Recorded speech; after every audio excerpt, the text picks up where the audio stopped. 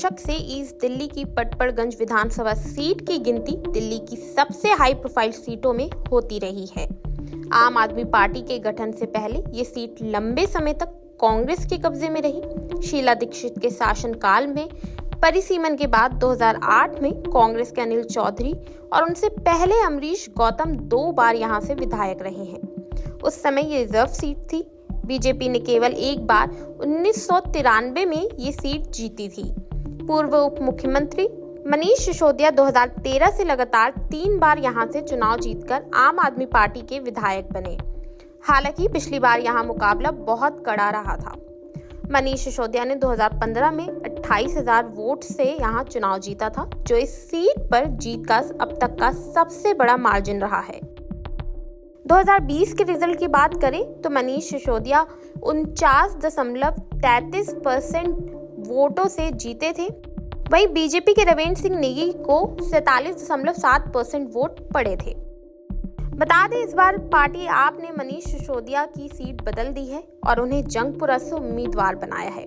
उनकी जगह हाल ही में पार्टी ज्वाइन करने वाले मोटिवेशनल स्पीकर, टीचर और कोचिंग सेंटर संचालक अवध ओझा को टिकट दिया गया है। वहीं कांग्रेस ने अपने पूर्व विधायक अनिल चौधरी को फिर से मैदान में उतारा है। बीजेपी ने अब तक अपना उम्मीदवार घोषित नहीं किया है।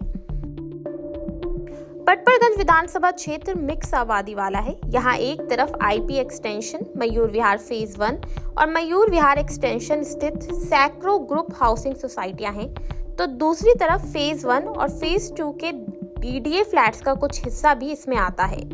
यहाँ पटपड़गंज, चिल्ला, कोटला और खिचड़ीपुर जैसे अर्बन विलेज भी हैं। तो ईस्ट विनोद नगर, वेस्ट विनोद नगर, शशि गार्डन, आचार्य निकेतन, प्रताप नगर, पी पांडव नगर, मंडावली, कन्यानवास जैसी कॉलोनियां भी हैं। इसके अलावा जवाहर मोहल्ला, आदर्श मोहल्ला, हरिजन बस्ती, खोखा पटरी camp, Ram Prasad Bismil camp, Mahatma Gandhi camp जैसी झुग्गियां बस्तियां भी हैं।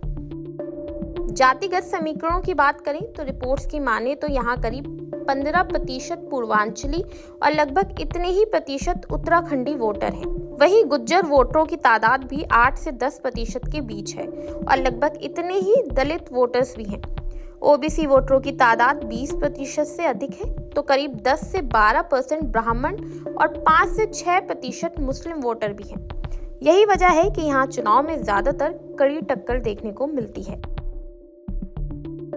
क्या है यहाँ के चुनावी मुद्दे? खबरों के मुताबिक पटपड़गंज में पीने के साफ पानी की समस्या एक बड़ा गंभीर मुद्दा है। केवल झुग्गी बस्तियों और अनधिकृत कॉलोनियों में ही नहीं, बल्कि डीडीए फ्लैट्स और अपार्टमेंट में भी लोग गंदे पानी की सप्लाई को लेकर अक्सर शिकायत करते रहते हैं। कई जगह तो लोग साफ पानी खरीद कर पीने को मजबूर हैं। झुग्गी बस्तियां और अनधिकृत कॉलोनियों में सफाई व्यवस्था और सीवर की समस्या भी एक बड़ा मुद्दा है। स्वास्थ्य सेवाओं के मामले में भी स्थिति लचर है। इलाके में कोई बड़ा सरकारी अस्पताल नहीं है। गरीब तबके के ज्यादातर लोग पास के लाल बहादुर शास्त्री अस्पताल पर निर्भर है, जहां भारी भीड़ रहती है। कॉलोनियों में बारिश के समय जलभराव एक बड़ी समस्या है। कई जगह सड़कों की हालत भी खस्ता है। हाईवे से सटे कुछ इलाकों में ट्रैफिक जाम की भी समस्या है। इलाके में ड्रग्स की बिक्री और स्नैचिंग की बढ़ती वारदातें भी लोगों की चिंता का विषय है। बहरहाल पिछली बार की तरह इस बार भी मुकाबला कड़ा और रोचक होने की उम्मीद है। ऐसे में इस सीट पर सबकी नजर रहेगी, लेकिन इतना तय है कि 10 साल बाद पटपड़गंज को नया विधायक मिलेगा। ऐसे में सबकी नजर इसी बात पर होगी कि वह आखिर किस पार्टी का विधायक होगा।